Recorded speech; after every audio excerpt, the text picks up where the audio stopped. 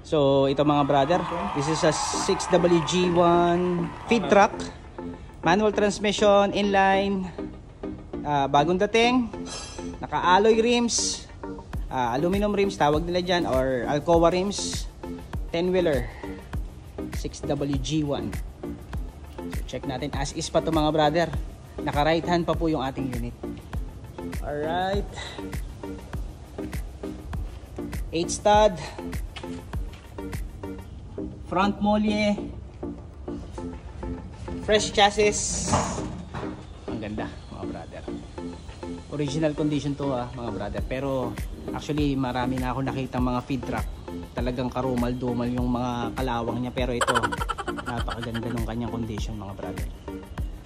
Alright, ang ganda ang ganda,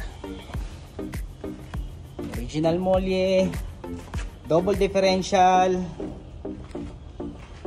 Alright, so ito yung mga anik-anik niya sa likod. So pwede po itong kunin ng as is or Raycon. Check natin sa taas mga brother.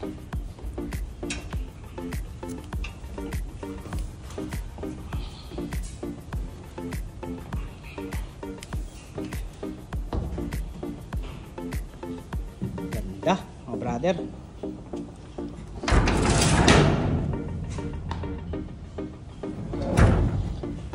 Nice condition mga brother, very nice. So bababa muna tayo cut ko muna to mga brother. So ito na nga mga brother, nakababa na tayo. So ito yung specification ng tangke. Yan. Alright, very good. So subject for conversion tong unit na to mga brother. Check natin yung kabilang side.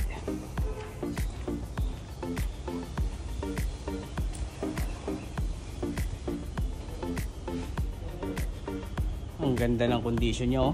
Original pa yan mga brother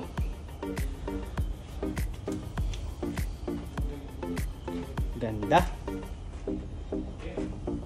Molly, diba? Ganda ng chassis mga brother. Yan.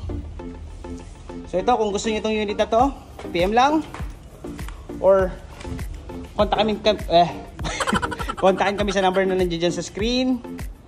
Alright, thank you. 6WG1 feed truck or tawag bulk truck, sabi daw nila. Anyway, so yan na yan mga brother. Thank you.